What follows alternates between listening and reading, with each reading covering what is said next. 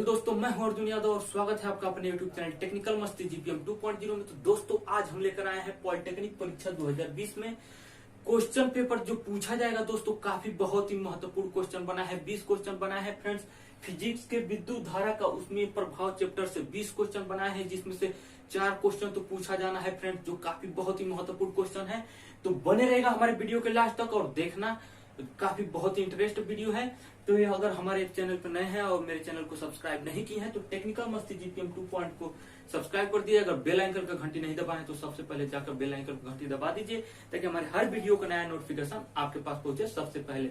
तो दोस्तों हम सबसे पहले विद्युत धारा का ऊष्मीय प्रभाव जो है किसे कहते हैं, इसके बारे में जानेंगे। तो विद्युत धारा का ऊष्मीय प्रभाव कहते किसे हैं दोस्तों? तो जब किसी चालक में विद्युत धारा प्रवाहित किया जाता है, जब किसी चालक में विद्युत धारा प्रवाहित किया जाता है तो दोस्तों उसमें मुक्त इलेक्ट्रॉनों के कारण विद्युत धारा प्रवाहित होती है। दोस्तों हम जानते हैं कि चालक में विद्युत धारा प्रवाहित होती है किसके कारण? तो मुक्त इलेक्ट्रॉनों के कारण।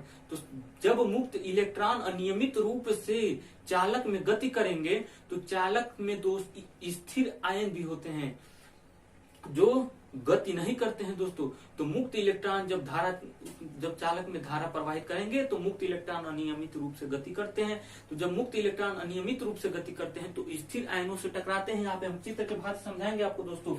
मान जाइए ये चालक है, इस चालक में दोस्तों ए जो है आपका माइनस चार्ज, ए ही है मुक्त इलेक्ट्रॉन और ए जो है स्थिर आयन है दोस्तों। तो ध्यान दीजिएगा, जब इसमें हम करंट फ्लो चालक में कराएंगे तो जब चालक में करंट फ्लो होगा तो ये मुक्त इलेक्ट्रॉन गति करेंगे। तो मुक्त इलेक्ट्रॉन जब गति करेंगे इसके सामने जो स्थिर आयन आएंगे उनसे टकराएंगे। जब ये टकराएंगे आपस में तो कंपन होगा दोनों में। जब कंपन होगा तो चालक में ऊष्मीय प्रभाव उत्पन्न होगा दोस्तों। तो इसी को कहते हैं विद्युत धारा का ऊष्मीय प्रभाव। इसको डिफिनीशन के तौर पर समझते हैं दोस्तों।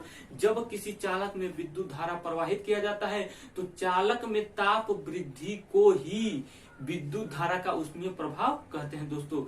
तो ये तो आप समझ गए कि विद्युत धारा का ऊष्मीय प्रभाव कहते किसे हैं। ये मुक्त इलेक्ट्रॉनों की नियमित गति को हम समझा दिए आपको। अब हम ले चलते हैं, आपको 6 टॉपिक बताएंगे इस चैप्टर से और 6 टॉपिक से हम आपको कराएंगे सॉल्व 20 क्वेश्चन, जिसमें से 4 क्वेश्चन तो पॉलिटेक्निक परीक्षा 2020 में पूछा ही जाना है दोस्तों। काफी इंपोर्टेंट ये वीडियो है, तो हमारे वीडियो के लास्ट तक बने रहिए और देखिए। आइए चलते हैं अगले नेक्स्ट टॉपिक पे। 6 टॉपिक क्या बताने वाले हैं आपको, आइए बताते हैं। चलते हैं दोस्तों, बताते हैं आपको 6 टॉपिक की कौन कौन से 6 टॉपिक पे आपको हम बताएंगे। इसी 6 टॉपिक से 20 क्वेश्चन बताएंगे दोस्तों, बहुत ही महत्वपूर्ण है।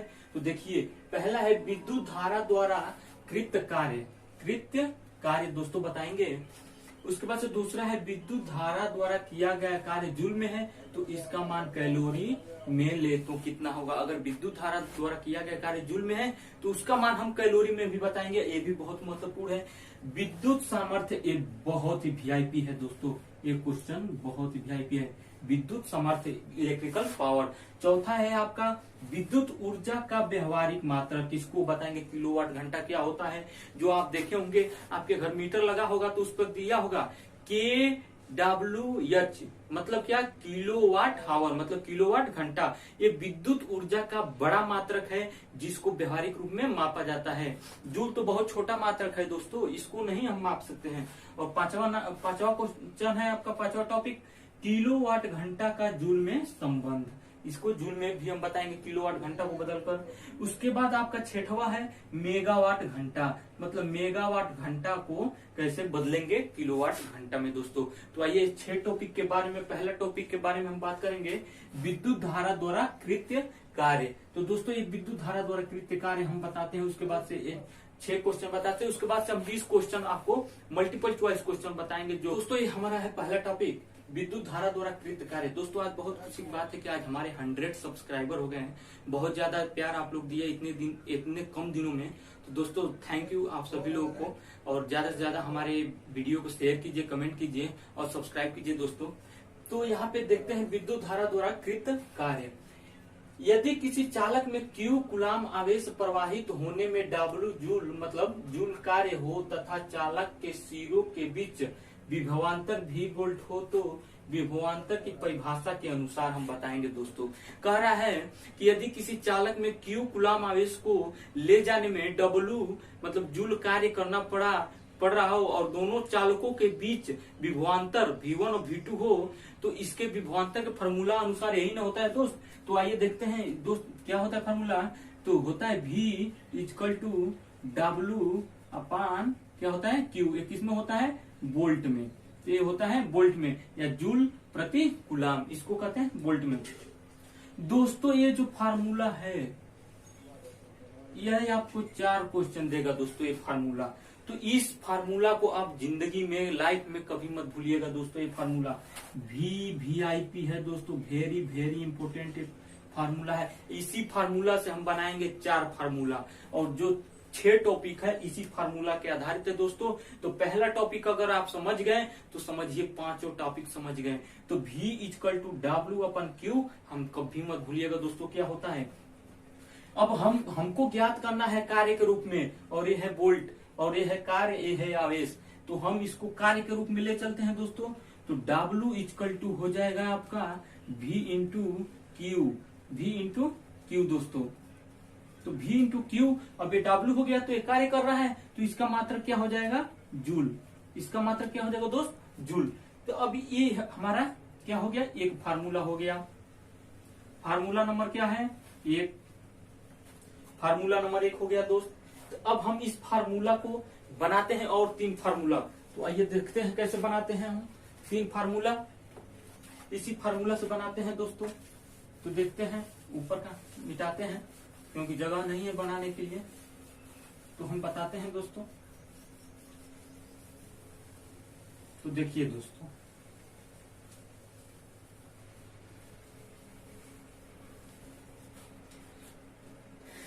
फार्मूला नंबर 1 हो गया W equal to V into Q। आज जानते हैं दोस्तों आप कि अगर चालक में आवेशों को प्रवाहित करने में T सेकंड लगता हो तो हम जानते हैं फार्मूला I इक्वल टू होता है Q अपान T, इसका मात्रक होता है एम्पियर में दोस्तों। ये आप कभी मत भूलिएगा अगर आपको पॉलिटेक्निक का परीक्षा देना है तो दोस्तों। अब यहाँ पे जानते हैं I equal to Q upon T, तो यहाँ पे हम कर देंगे Q equal to I into T. जब Q equal to I into T तो Q का मान यहाँ पे I इंटू टी रख देंगे दोस्त। तो यहाँ पे W इक्वल टू V का मान Q का मान क्या है? I into T. I into T, इसका मान भी क्या होगा? जूल में है क्योंकि कार्य है तो मात्रक वही होगा जूल। तो ये फार्मूला नंबर 1। फार्मूला नंबर 2 दोस्त W equal to V into I into T. अब तो ये हो गया सेकेंड के रूप में, और एम्पियर और वोल्ट दिया रहेगा तो आप निकाल लेंगे क्वेश्चन में। लेकिन अब प्रतिरोध के रूप में दे दिया जाए तो क्या होगा दोस्तों? तो प्रतिरोध के रूप में 2 और फार्मूले बनेंगे। कौन कौन? एक वोल्ट और प्रतिरोध के रूप में, और सेकेंड, और एक एम्पियर और प्रतिरोध के रूप में। तो आइए देखते हैं वो फार्मूला। तो क्या होता है, और एक हम फार्मूला बताते हैं दोस्तों जो जॉर्ज साइमन ओम 1926 में दिए थे, V equal to I into R वाला फार्मूला। तो इस फार्मूला का हम क्या करेंगे यहाँ पे दोस्तों? उपयोग करेंगे। तो जब V equal to I into R होता है, तो जब V equal to I into R रखेंगे तो यहाँ पे हो जाएगा W।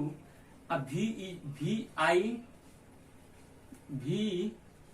T तो है ही, जब इसके स्थान पर रखेंगे हम V equal to I into R तो हो जाएगा I इंटू आर। I तो है पहले से, I इंटू टी, तो इसका हो जाएगा दोस्तों I square R into T. तो ये हो गया दोस्तों आपका एक फार्मूला। तो एक फार्मूला देखिए दोस्तों, धारा और प्रतिरोध और सेकेंड जब दिया रहेगा तब इस फार्मूले को हम यूज करेंगे। तो इस फार्मूला है तीसरा फार्मूला। अब हम, ये तो धारा हो गया, अब हम वोल्ट के रूप में प्रतिरोध को ज्ञात करेंगे। तो जब हम जानते हैं कि I इक्वल टू यहीं से निकालेंगे, I इक्वल टू क्या होता है? V upon R। तो जब I equal to V upon R होता है तो यहाँ पे हम रखेंगे दोस्तों W इक्वल टू I का मान क्या है? V upon R। तो V square upon R square हो जाएगा दोस्तों, क्योंकि यहाँ पे I स्क्वायर है, into R into T, R से R कैंसिल हो जाएगा। उसके बाद से V square upon R into T. ये हो गया फार्मूला आपका किसके रूप में? प्रतिरोध और वोल्ट के रूप में दोस्तों। तो ये हमारा है चौथा फार्मूला।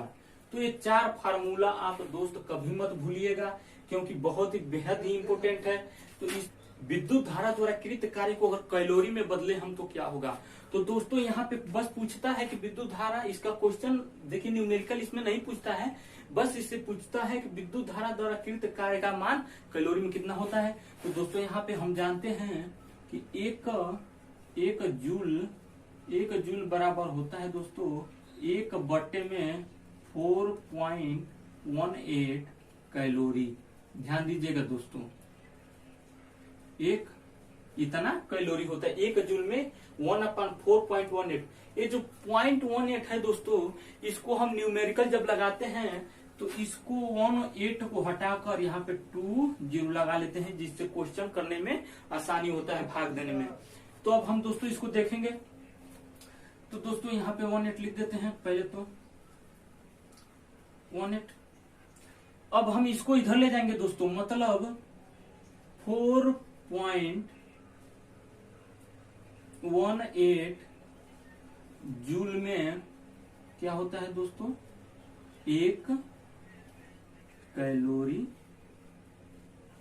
ऊर्जा होती है दोस्तों। ध्यान दीजिएगा, तब इसको इधर ले जाएंगे तो 4.18 जूल में कितना कैलोरी होता है ऊर्जा, 1 कैलोरी ऊर्जा होती है दोस्तों। ये भी ऊर्जा का मात्रक है कैलोरी, तो ध्यान दीजिएगा। तो 4.18 जूल में कितना कैलोरी होता है। तो क्वेश्चन इस तरह से पूछता है कि 1 कैलोरी में कितना जूल होता है। तो 1 कैलोरी में कितना जूल हो गया दोस्तों, 4.18 जूल। आते हैं तीसरा टॉपिक है विद्युत सामर्थ्य, इलेक्ट्रिक पावर या विद्युत शक्ति भी जिसे कहते हैं। तो विद्युत शक्ति किसे कहते हैं, सबसे पहले जान लेते हैं कि किसी विद्युत उपकरण या परिपथ में विद्युत ऊर्जा की समय दर को विद्युत शक्ति या सामर्थ्य कहते हैं। तो किसी विद्युत परिपथ या उपकरण, जैसे मानते हैं आपका बल्ब है, तो जब उसमें धारा प्रवाहित हो रहा है, तो जब उसमें ऊर्जा क्षय हो रहा है तभी तो प्रकाश उत्पन्न हो रहा है दोस्तों। तो ध्यान देंगे, यही कह रहा है कि किसी विद्युत उपकरण या परिपथ में विद्युत की ऊर्जा की मतलब कार्य करने की समय दर को क्या कहते हैं, पी मतलब पावर, मतलब इलेक्ट्रिक पावर, मतलब विद्युत शक्ति कहते हैं। तो इसका फार्मूला हो जाएगा, जैसे मान जाइए कह रहा है पी मतलब पावर मीन शक्ति, यहाँ पे होता है W/T, मतलब यही ना कार्य कर रहा है। तो कार्य करने की समय दर को क्या कहते हैं, P मतलब पावर शक्ति कहते हैं। इसका मात्रक होता है दोस्त वाट, क्या होता है, वाट में होता है। अब इस फार्मूला से हम बनाएंगे 3 और फार्मूला, जो पिछले वाले फार्मूला बनाए हैं सेम वही फार्मूला रखेंगे। तो W हम आपको बताए थे दोस्तों, W हम आपको एक फार्मूला दिए थे V/I/T। अगर नहीं याद है तो वीडियो को बैक करके और देख लीजिएगा, ये हम दूसरा फार्मूला निकाले थे V/I/T। तो इसी मान को यहाँ पे हम रखेंगे। तो जब रखेंगे तो P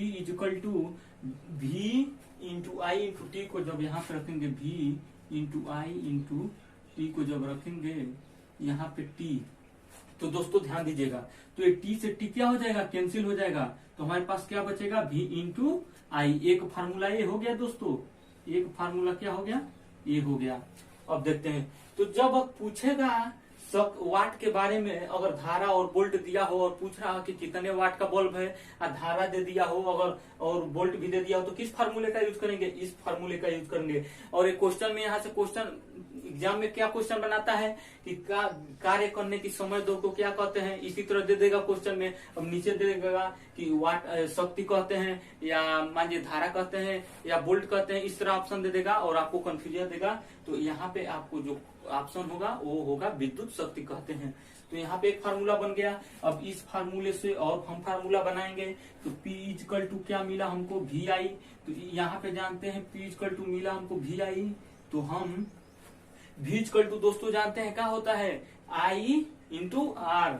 तो यहाँ पे हम जब V दोस्तों जानते हैं I/R होता है ओम के नियम से, तो जब इसी फार्मूला को यहाँ पे रखेंगे तो हो जाएगा I/R, I है, ये है दोस्तों, ध्यान दीजिएगा।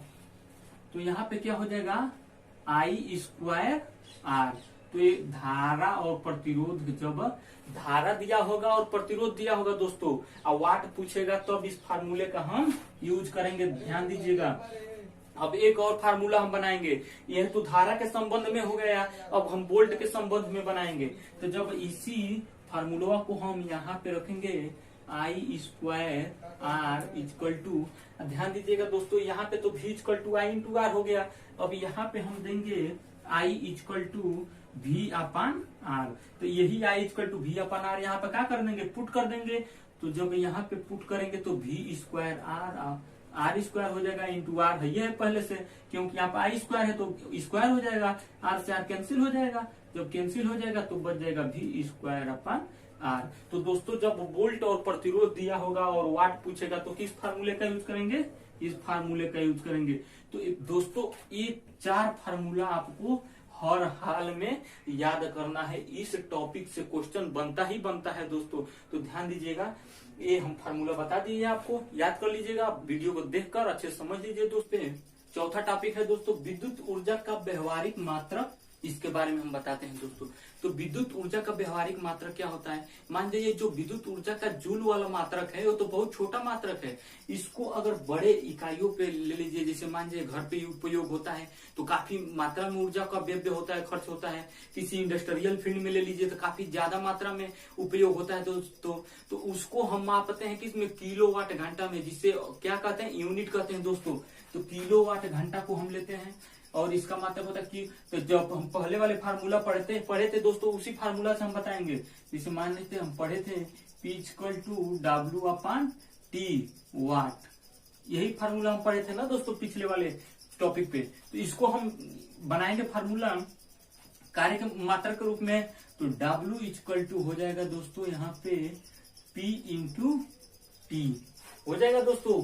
अगर इस समय को, ये तो समय सेकंड है, लेकिन हमको बनाना कितने है, बड़े मात्रा के पैमाने पर बनाना है, तो इसको सेकंड को किस में बदल देंगे दोस्तों, घंटा में बदलेंगे। तो जब घंटा में बदलेंगे तो यहाँ पे क्या हो जाएगा, एच हो जाएगा, मीन्स हावर। तो इसका मात्रा क्या हो जाएगा, वाट घंटा हो जाएगा। ध्यान दीजिएगा दोस्तों, इसका मात्रा क्या हो जाएगा, वाट घंटा। जब यहाँ पे वाट घंटा हो जाएगा तो जब हम अगर एक, तो हम यहाँ पे देते हैं कि 1000 watt equal to, 1000 watt equal to होता है दोस्तों 1 किलो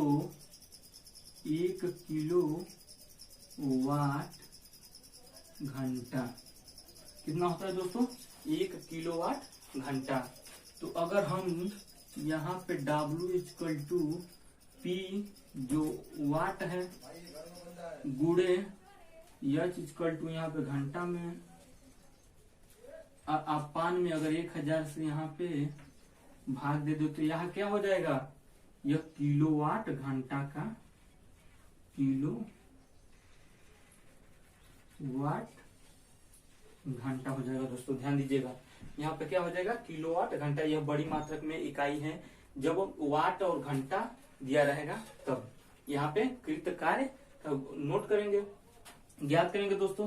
तो ध्यान दीजिएगा, यहाँ पे अगर W इक्वल टू P वाट में हो या H किस में हो, घंटा में हो, ध्यान दीजिएगा, बटे में 1000, तो इसको कहेंगे हम किलोवाट घंटा। अभी हमारा हो गया विद्युत ऊर्जा का व्यवहारिक मात्रा का टॉपिक है किलोवाट घंटा का जूल में संबंध। ये जरूर क्वेश्चन पूछता है दोस्तों, किलोवाट घंटा का जूल में संबंध। 1 किलो वाट घंटा, 1 किलोवाट घंटा को हम क्या लिख सकते हैं दोस्तों, 1000 वाट लिख सकते हैं। तो घंटा बराबर क्या होता है, मतलब 1000 वाट गुणे 1 घंटा। ध्यान दीजिएगा, अब यहाँ पे हमारा हो गया 1000 वाट को जूल प्रति सेकंड लिख सकते हैं, जूल प्रति सेकंड गुणे 1 घंटा को हम अब सेकंड में बदलेंगे। तो जब हम 1 घंटा को सेकंड में बदलेंगे, यहाँ पे W हो जाएगा। जब हम इसको बदलेंगे तो 60 गुणे 60 होगा, तो मतलब हम इसको लिख सकते हैं 3600। अब हम इसको W हो जाएगा, ध्यान दीजिएगा। अब यहाँ पे सेकंड, इसका मात्रक हो जाएगा अब सेकंड, तो ये बट्टे में है तो सेकंड से सेकंड कैंसिल। अब 1000 मतलब 3.6 इंटू 10 टू दी पावर, ये 3 जीरो, 3 इधर ले लेंगे मतलब 10 टू दी पावर 6 क्या होता है, जूल होता है। तो पूछता है क्वेश्चन में कि 1 किलोवाट घंटा में कितने जूल होते हैं, तो 1 किलोवाट घंटा में कितने जूल हो गए, 3.6 into 10 to the power 6 joule. अब हम आते हैं मेगावाट घंटा में। तो दोस्तों सबसे पहले जानते हैं 1 मेगा बराबर होता है कितना है, तो 1 मेगा बराबर होता है 10 टू दी पावर 6। तो जब 1 मेगा बराबर होता है 10 टू दी पावर 6 दोस्तों, तो यहाँ पे 1 मेगा वाट घंटा लेते हैं दोस्तों, 1 मेगावाट घंटा। तो जब 1 मेगावाट घंटा लेंगे तो जानते हैं हम दोस्तों कि इसका हो जाएगा 10 to the power 3, 10 to the power 1 mega बराबर होता है 10 टू दी पावर 6। तो जब 10 टू दी पावर 6 में से 10 टू दी पावर 3 ले लेते हैं और 10 टू दी पावर 3 बचेगा हो, तो 10 टू दी पावर 3 का मान हो जाएगा मतलब 1 किलोवाट घंटा, मतलब 10 टू दी पावर 3 बराबर कितना हो जाएगा 1000 वाट। तो 1000 किलोवाट बराबर, किलोवाट घंटा बराबर कितना हो जाएगा 3.6 into 10 to the power 6 joule. तो इस जूल को लिखेंगे नहीं, अभी यहाँ पे देंगे। तो अब दोस्तों जब 3.6 इंटू 10 टू पावर 6 है, आए 10 टू पावर 3 यहाँ पे 6, तो गुणा में घात क्या होता है, जुड़ जाता है। तो 3.6 इंटू 10 टू पावर 9 जूल।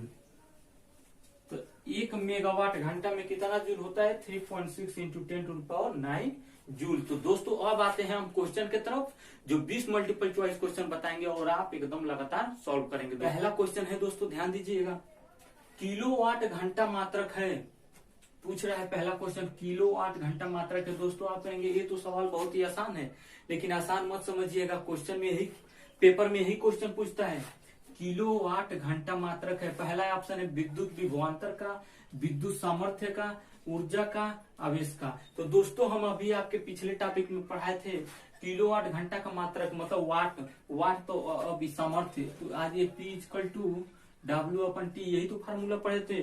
तो P इक्वल टू सामर्थ्य मतलब पावर, तो इसी का तो फार्मूला होता है, इसी का तो मात्रक होता है वाट। तो आप वाट से समझ जाइएगा पावर मतलब सामर्थ्य।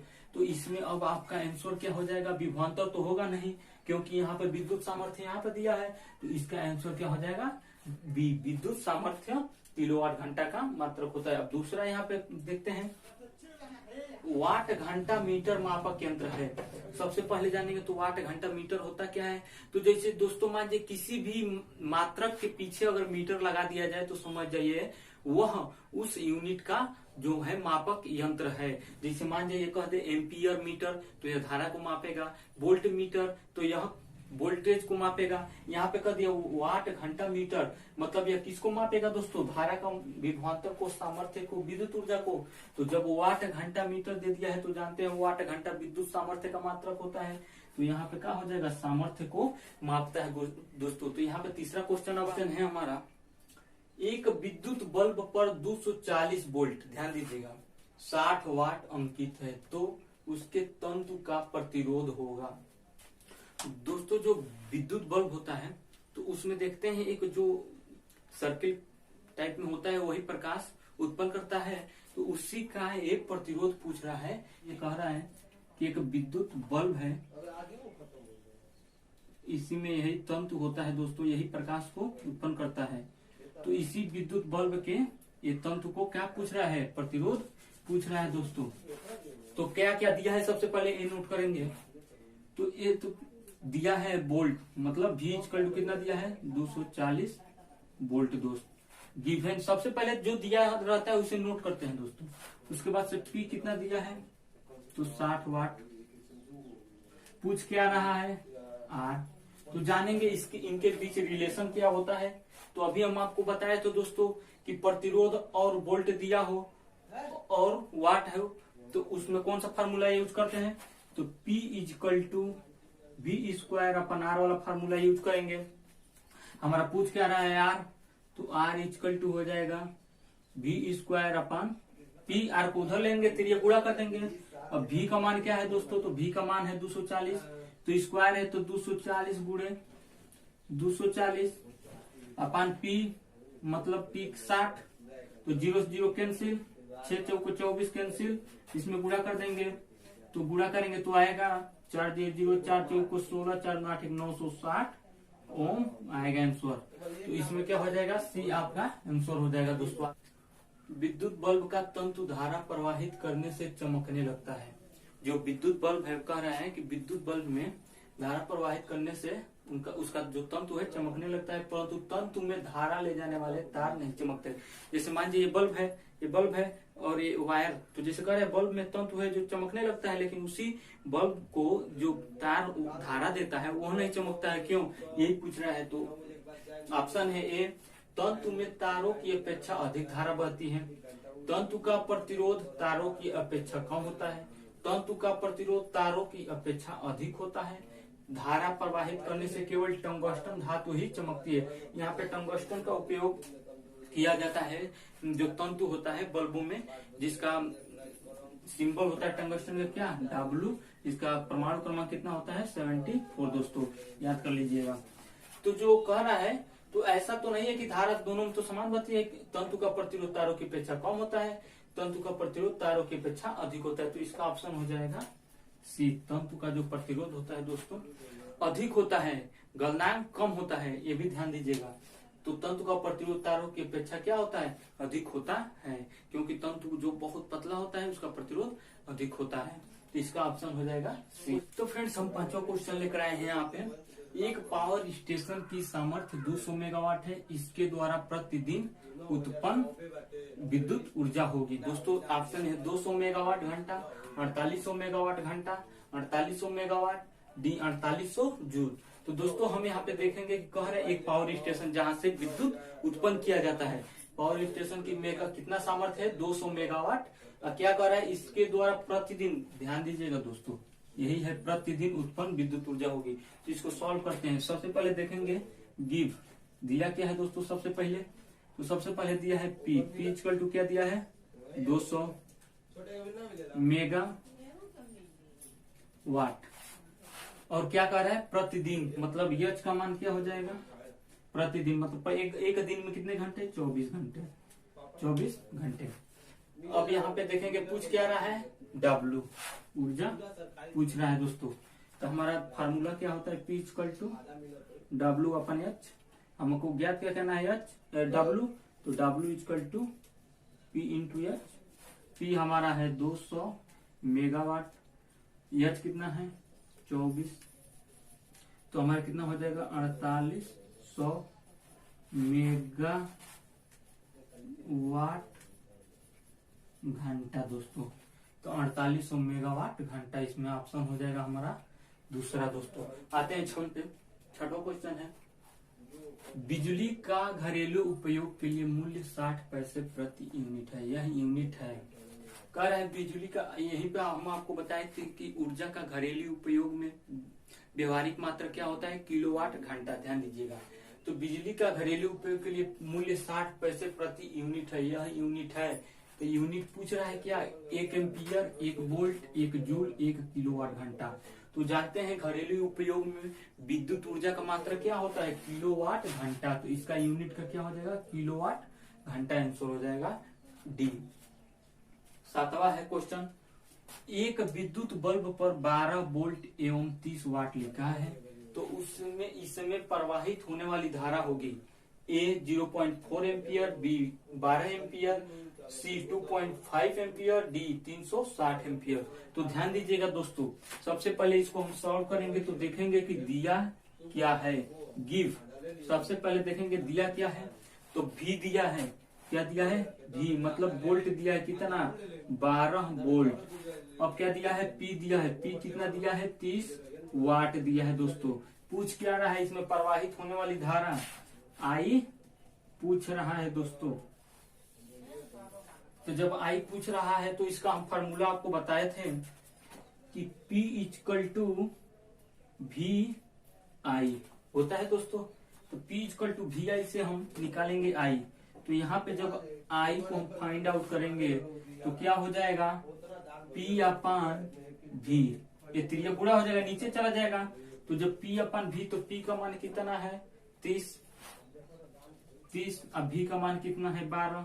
तो जब हम इसको काटेंगे तो कितना आएगा 2.5 एम्पियर आएगा दोस्तों। तो इसका आंसर क्या हो जाएगा, सी हो जाएगा। अब आते हैं हम नेक्स्ट दोस्तों, आते हैं 8वां नंबर क्वेश्चन पे। 8 नंबर क्वेश्चन क्या है, विद्युत धारा का उष्मीय प्रभाव का प्रयोग होता है। कह रहा है विद्युत धारा का उष्मीय प्रभाव होता है।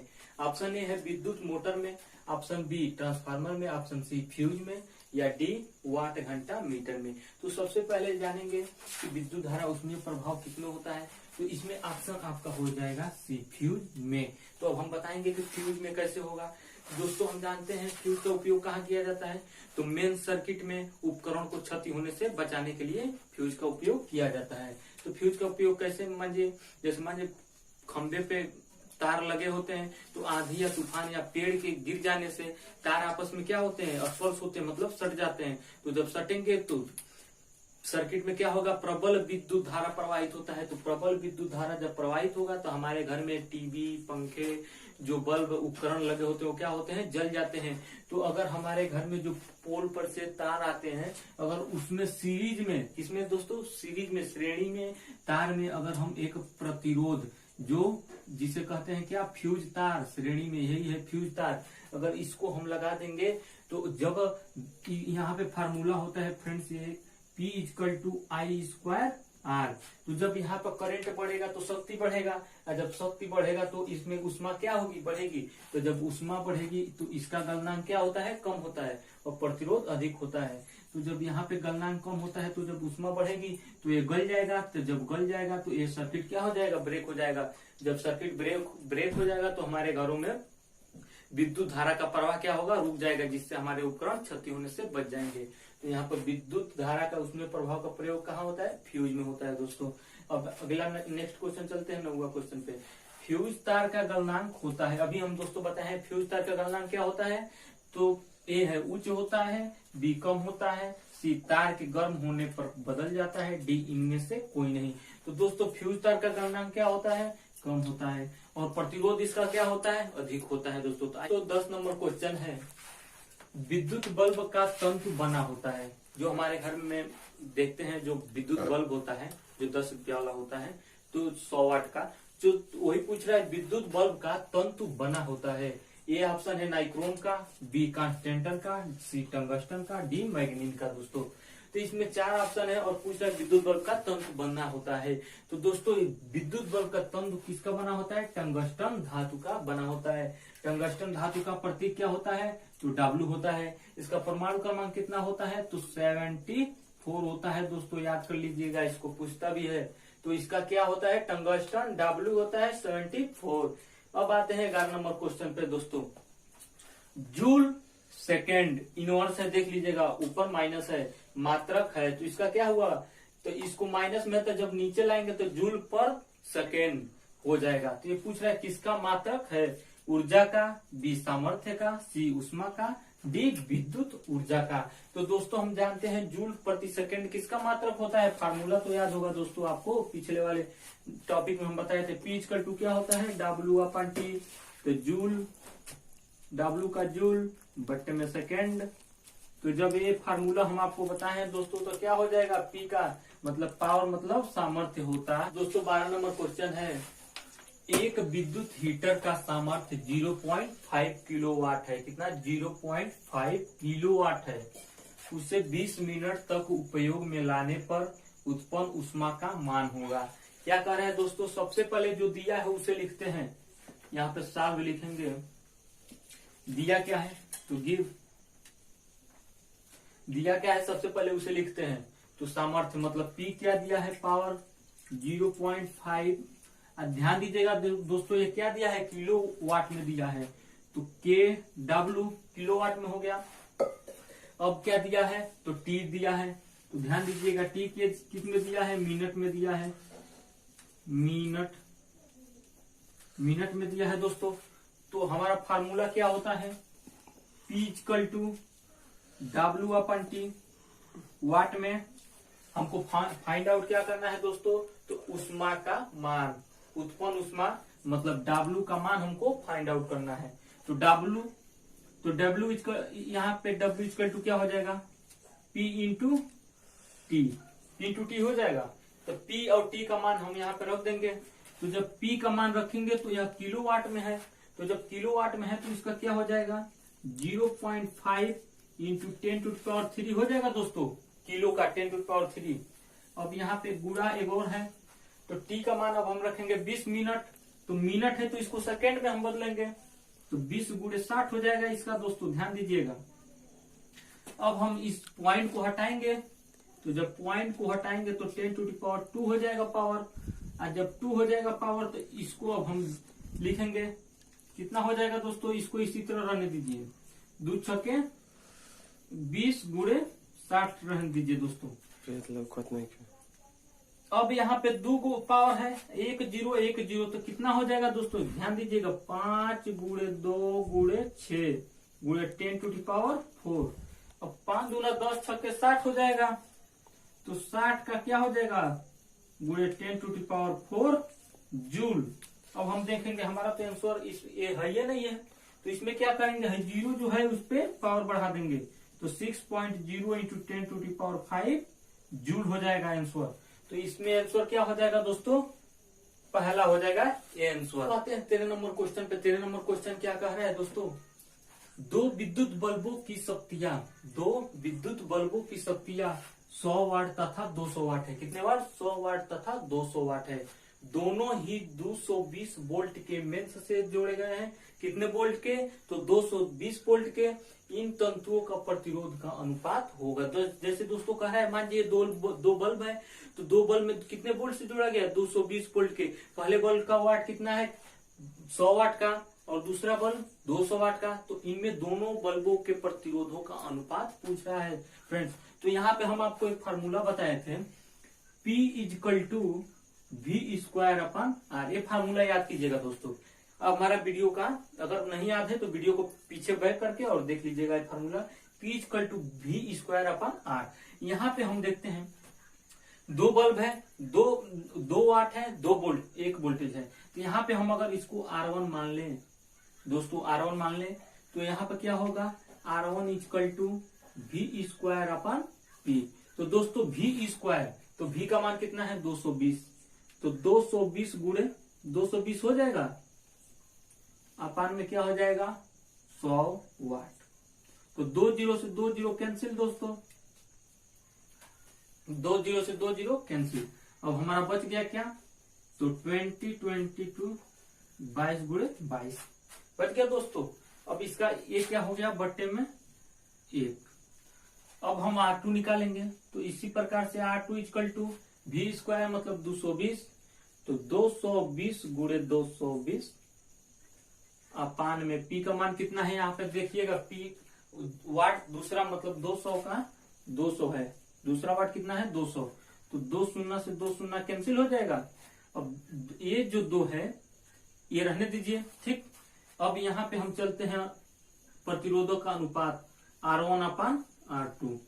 R1 कितना है दोस्तों, तो R1 है 22 गुणे 22 बट्टे में 1, पूरा का बट्टा 22 गुणे 22 बट्टे में 2। तो इस 22 से इस 22 कैंसिल हो जाएगा दोस्तों। अब हमारा क्या हो जाएगा, इसका इसमें और इसका R1/R2, और ये इस 22 से 22 कैंसिल हो जाएगा।